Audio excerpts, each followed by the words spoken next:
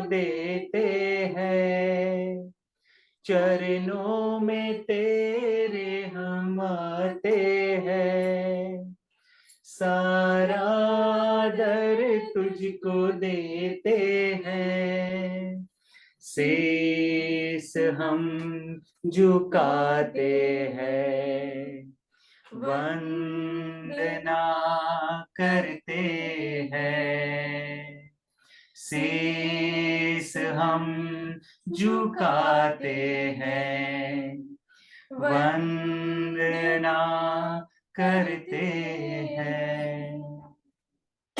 Hallelujah,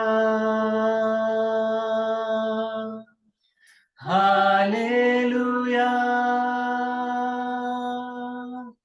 amen, hallelujah, hallelujah, hallelujah, amen. Thank you, Jesus. Hallelujah, hallelujah. Praise the Lord, praise the Lord. આવો આપણે પ્રભુના વચનમાંથી થોડું ઉત્તેજન પ્રાપ્ત કરીએ, પ્રાર્થના ઉપવાસને સંબંધી આપણે થોડા બળ પ્રાપ્ત કરીએ. હાલેલુયા.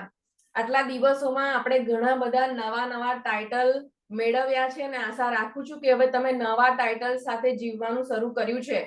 હાલેલુયા. ઓકે, તમે આપણે જાણ્યું કે તમે પસંદ કરેલી પ્રજા છીએ, આપણે પ્રભુના ખાસ લોક છીએ, આપણે પ્રભુના રાજકુમાર અને રાજકુમારીઓ છીએ. યસ. અને તમારો મુંગટ કાઢી નાખશો નહીં, પહેરેલો જ રાખજો. યસ. ઘણી બધી બીજી બાબતો આપણે જોઈ અને આજે નવી એક બાબત જોવાના છે કે આપણે નવી ઉત્પત્તિ છીએ.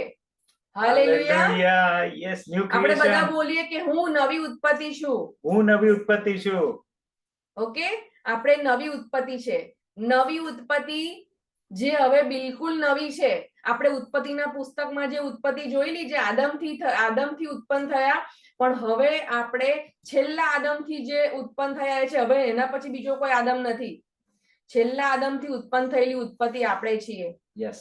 અને બીજો કોરિન્થી 5:17 એ પ્રમાણે લખ્યું છે કે માટે જો કોઈ માણસ ખ્રિસ્તમાં છે તો તે નવી ઉત્પત્તિ છે. જે જૂનું હતું તે સર્વ જતું રહ્યું છે, જુઓ તે નવું થયું છે. હાલેલુયા. પ્રભુએ નવું કર્યું, રિપેર કર્યું નથી, નવું કરી દીધું.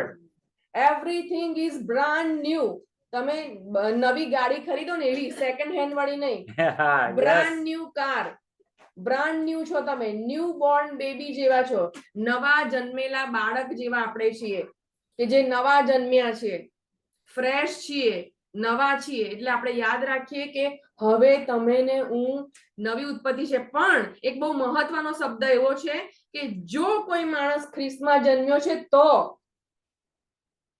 જો તમે ખ્રિસ્તમાં જન્મ લીધો છે, ખ્રિસ્તને તમે તમારા જીવનમાં બોલાવ્યા છે, ખ્રિસ્ત તમારામાં ખ્રિસ્તનો જન્મ થયો છે, તો તમે નવી ઉત્પત્તિ છો. પણ જો ખ્રિસ્ત તમારામાં જન્મ લીધો નથી તો તમે નવી ઉત્પત્તિ નથી. પણ જો એવું ના હોય તો આજે ખ્રિસ્તમાં જન્મ લેજો, રાઈટ? અને પ્રભુનું વચન કહે છે કે જૂનું બધું જતું રહ્યું છે, હાલેલુયા, નવું થયું છે. નવી રીતે આપણે જીવતા શીખીએ, વચન પ્રમાણે જીવતા શીખીએ.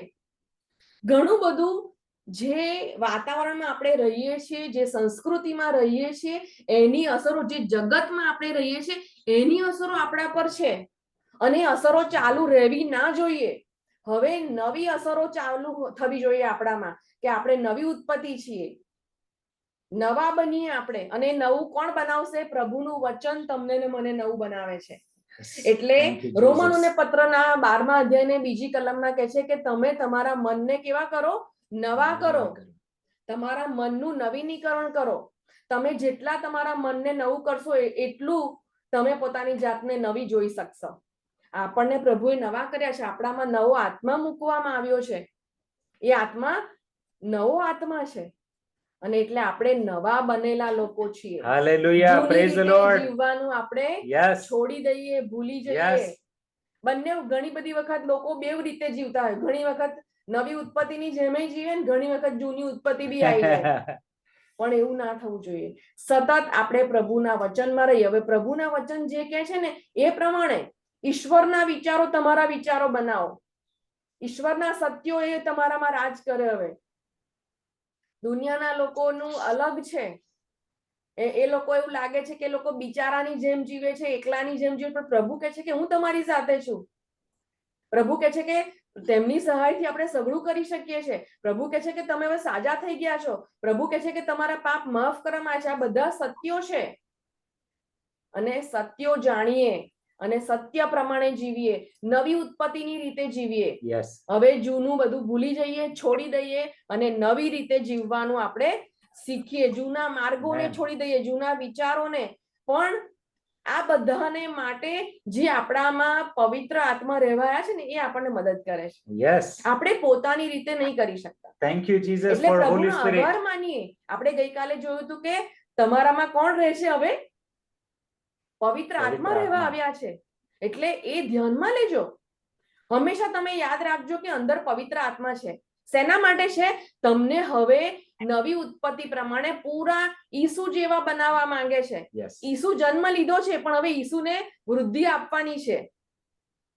હવે તમારે મોટા થવાનું છે. પણ કેટલાક લોકો જ્યારે આપણે પવિત્ર આત્માના અવાજને સાંભળતા નથી અથવા તો પવિત્ર આત્માને અવગણીએ છીએ, પવિત્ર આત્માના કામને અવગણીએ છીએ, ત્યારે આપણી વૃદ્ધિ થતી નથી. તમે વિચારો કે 14, 15, 20 કે 50 વર્ષ સુધી પછી પણ માણસ બાળક જેટલો ને જેટલો રહે તો કેવું લાગે? આત્મિક રીતે ઘણા બધા હજુ બાળકો જેવા છીએ. Oh, Jesus, અને એટલા help us, માટે help us, ચોક્કસ Jesus. રીતે ધ્યાન રાખીએ કે પવિત્ર આત્મા આપણને આપવામાં આવ્યા છે કે જે આપણને મદદ કરે છે કે આપણે ઈસુ જેવા વધારે ને વધારે રોજ ને રોજ બનતા જઈએ અને નવા બનીએ. ઈસુ જેવા બિલકુલ જે નવા આદમ છે, છેલ્લા આદમ છે, એના જેવા, એના સ્વરૂપ પ્રમાણે આપણે બની જઈએ. હાલેલુયા. તો આ બાબતને ધ્યાનમાં રાખી આ વચન મોડે કરી દઈએ. 2 કોરિન્થી 5મો અધ્યાય ને 17મી કલમ કે જૂનું જતું રહ્યું છે, તમે હવે નવા છો પ્રભુમાં. ઈસુમાં તમને નવા બનાવી દેવામાં આવ્યા છે. Hallelujah. Right. Praise the Lord. પ્રભુની સ્તુતિ થાવ.